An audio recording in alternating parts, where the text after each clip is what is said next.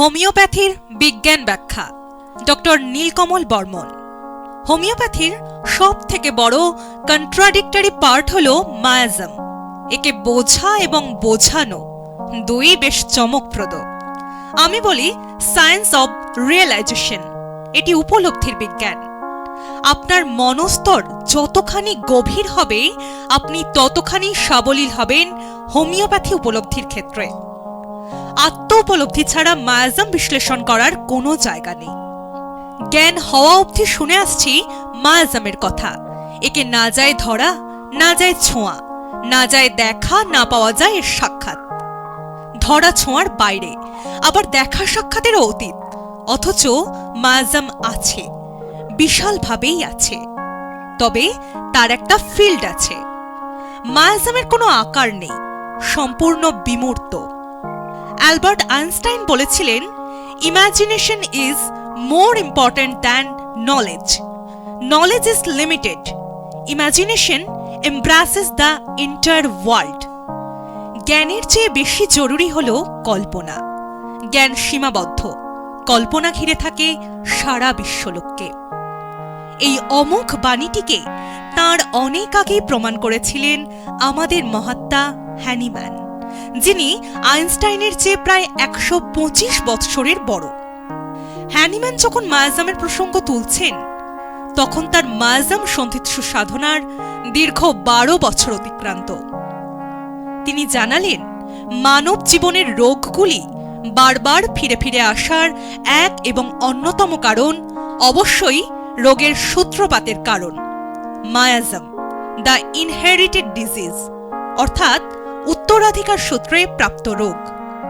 অথচ এই মায়াজম শব্দটির উল্লেখ করেন গ্রিক দার্শনিক হিপোক্রেটিস। গ্রিস ভাষায় যার অর্থ ফল্ট বা টেন্ট, অর্থাৎ দোষ বা অন্তর্নিহিত বিকৃতি। জার্মান চিকিৎসক প্যারাসেলসাস হোমিওপ্যাথি নিয়ে প্রভূত আলোচনা করেন, কিন্তু হ্যানিম্যানের হাত ধরে হোমিওপ্যাথি সব থেকে বেশি বিস্তার লাভ করে।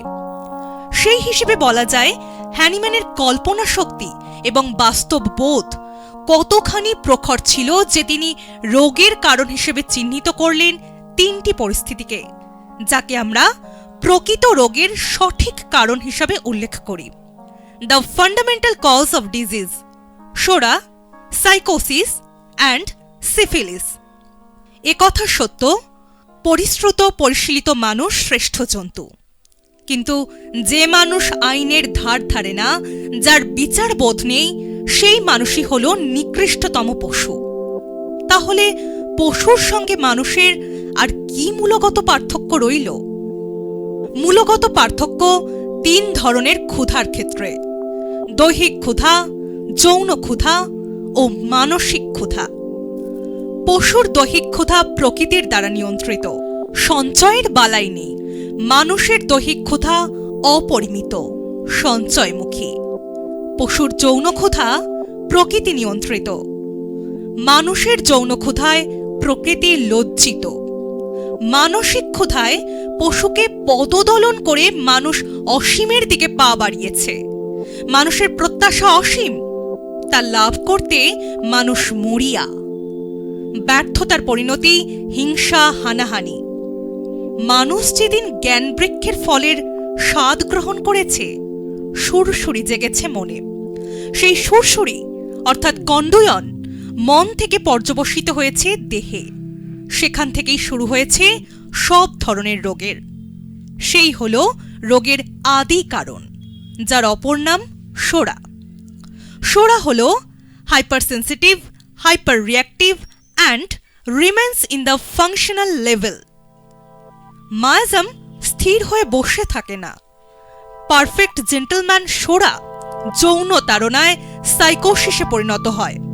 কুমতলব, কুকর্মে লিপ্ত হওয়া মানুষ একটু একটু করে এগিয়ে চলে সাইকোসিসের পথে। মনের কণ্ডয়ন দেখা যায় শরীরে, সঙ্গে প্রবণতা বাড়ে কুসঙ্গের, কুকর্মের। পরিণতি প্রমেহ। সেই প্রমেহ থেকেই জন্ম হয় উপদংশের। তবে রোগ যখন সোরা থেকে সাইকোসিসের পথে পা বাড়ায়, মানুষ তখন চেষ্টা করে ভালো হবার, কিন্তু কর্মদোষে সে ভালো হতে পারে না, তখন ভেগ ধরে, ভালো সাজার চেষ্টা করে। সেই অবস্থাটি হল টিউবারকুলার। মায়াজামের পরিবর্তনশীলতার কারণগুলির মধ্যে উল্লেখযোগ্য হল environmental, social, economical and dietary factor. সোরা অর্থাৎ প্রচেষ্টা, সাইকোসিস অর্থাৎ হতাশা, টিউবারকুলার অর্থাৎ ছলনা এবং সিফিলিস অর্থাৎ অকৃতকার্য পরিণতি, এই হল মায়াজাম তত্ত্ব। অন্যভাবে বলা যায়, সিন ইন দ্য অরিজিন, সৃষ্টির মূলেই পাপ। পাপ আমাদের নিয়ে যায় ধ্বংসের পথে। সোরা যদি হয় আদি পাপ, সাইকোসিস হল পাপ কাজ, টিউবারকুলার হল অসৎ প্রবৃত্তিকে ঢেকে ঠক সন্ন্যাসী সাজার ব্যর্থ চেষ্টা, আর সিফিলিস হল প্রায়শ্চিত্তের শুরু, শরীরের বিকৃতি, আর সেই সঙ্গে আছে বংশগত ব্যাপার। অর্থাৎ সোরা, সিফিলিস ও সাইকোসিস দোষের বংশানুক্রমিক সংমিশ্রণ। যেমন বাবার সিফিলিস দোষ নিয়ে টিউবারকুলার পুত্রের জন্ম হয়। স্থূলবাদীরা এই সত্য উপলব্ধি করতে পারেন না বা করতে চান না। সুপারফিশিয়ালি সত্য চিরদিনই সত্য। তবু আমার মনে হয় সত্য বিষয়ক চেতনা পরিবর্তনশীল, কারণ সত্য নির্ভর করে ব্যক্তিবিশেষের উপলব্ধির উপর। যদিও দর্শনের সত্য এবং বিজ্ঞানের সত্য এক জিনিস নয়। সত্যের মতো মায়াজামও পরিবর্তনশীল, চলমান এক রোগ শক্তি। মায়াজাম কখনো এক জায়গায় থেমে থাকে না। সোরা তাই ক্রমে ক্রমে সিফিলিসে পরিবর্তিত হওয়ার চেষ্টা করে। এবার দেখে নেওয়া যাক মায়াজামগুলির প্রতিচ্ছবিগুলি কেমন। সোরা মানেই উচ্ছ্বাস, চুলকানি, কল্পনাপ্রবণ, সংবেদনশীল, গঠনশীল, প্রতিক্রিয়াপূর্ণ। সাইকোসিস মানেই স্বপ্নভঙ্গ, হতাশা, আলস্য, কুমতলব, দূরভিসন্ধি এবং অবরুদ্ধ প্রমেহ। টিউবারকুলার মানেই অপরাধ, আত্মসাৎ, ব্যভিচার, ছদ্মবেশী, নীচমতি, প্রারম্ভিক ধ্বংস। এবং সিফিলিস মানেই হল উপদংশ, স্মৃতিভ্রংশ, আত্মহত্যা, দুরারোগ্য, ধ্বংসাত্মক অবস্থা এবং রোগাধিক্য।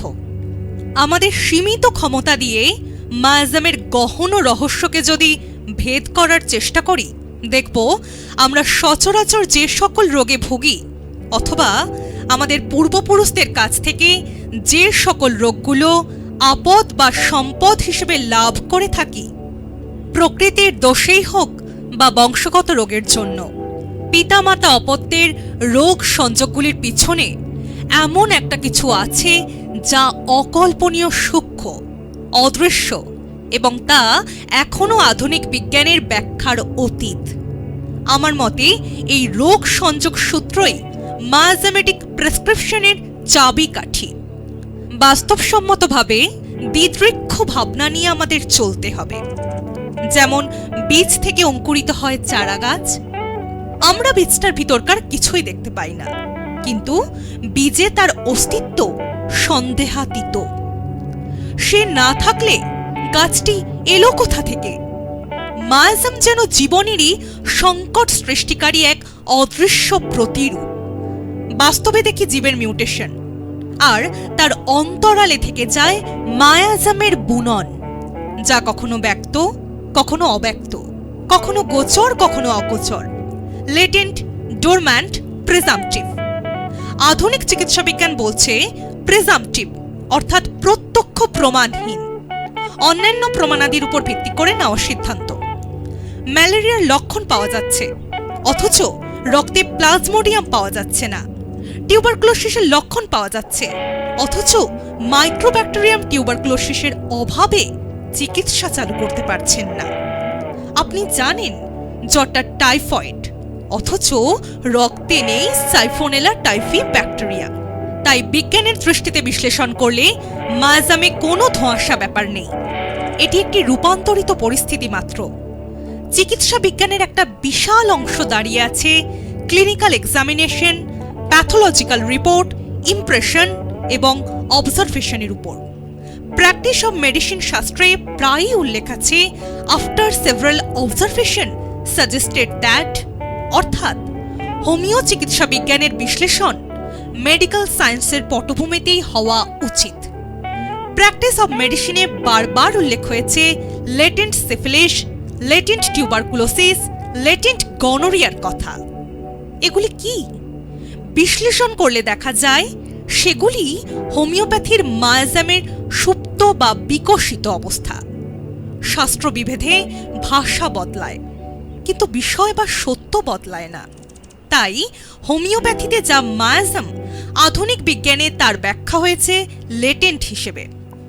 সাসেপ্টিবিলিটির ব্যাখ্যা পাই এলিজা টেস্ট এবং আইজিজির মধ্যে।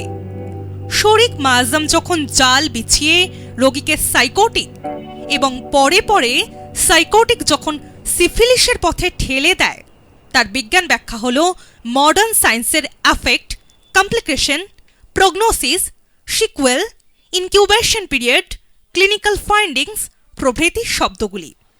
বিষয় এক, ভাষা আলাদা, ভঙ্গিমা আলাদা, এই যা। শুধুমাত্র এক জায়গায় 180 ডিগ্রি পার্থক্য, মতবিরোধ। আধুনিক শাস্ত্রে যাকে বলেছে কজেস অব ডিজিজ, হোমিও শাস্ত্র অনেকখানি আগ বাড়িয়ে বলেছে রেজাল্ট অব দ্য ডিজিজ। তাই যখন আধুনিক চিকিৎসা বিজ্ঞান প্যাথোলজি নিয়ে উদ্ভ্রান্ত, হোমিওপ্যাথি তখন তাদের ডায়নামিক ভাবনা নিয়ে প্রশান্ত, স্থির চিত্ত। শক্তি চিরদিনই অদৃশ্য। মায়াজাম একটি শক্তি, মায়াজামও কার্যত অদৃশ্য। পাখা ঘোড়া, আলো জ্বলা, মেশিন জ্বলা দেখেই ইলেকট্রিসিটির অস্তিত্ব বুঝতে পারি, কিন্তু শক্তি এবং স্রোত যাই বলুন তারও অস্তিত্ব আছে, বিশালভাবেই আছে। আপনি চুম্বক প্রবাহ বা চুম্বক ক্ষেত্র বা প্রেমের অস্তিত্ব অস্বীকার করতে পারেন না মাতৃস্নেহকে অস্বীকার করতে। ভালোবাসার টান, আবেগ, শিহরণ, নদীতে জোয়ার ভাটা, পৃথিবীর মাধ্যাকর্ষণ, মহাবিশ্বের অভিকর্ষ সবই ডায়নামিক। এটি মাইক্রো অর্গানিকও নয়, অথচ তা আছে, নিশ্চিতভাবেই আছে। ম্যান অ্যাজ আ হোল চিন্তাভাবনার কথা হোমিওপ্যাথি সর্বপ্রথম বলেছিল। অটো ইমিউন সিস্টেমকে সুদৃঢ় করতে আমাদের কনস্টিটিউশনাল ট্রিটমেন্টই ভরসা। অবশ্যই মায়াজামকে দোসর করতে হবে, সেই হবে বিজয় রথের সারথি। আধুনিক বিজ্ঞান চলুক তার মতো, আমরা চলছি আমাদের মতো। মজা হলো এই, সব নদী মোহনাতেই গিয়ে মেশে। সবার উদ্দেশ্য রোগারোগ্য, পথ শুধু আলাদা। আমি মর্মে মর্মে উপলব্ধি করেছি মায়াজাম, বংশগতি, মনোলক্ষণ এই ত্রিধারা ছাড়া হোমিওপ্যাথি খঞ্জ। আবার রোগীর ধরন, গড়ন, ধাতু বৈচিত্র্য ছাড়া হোমিওপ্যাথি অন্ধ।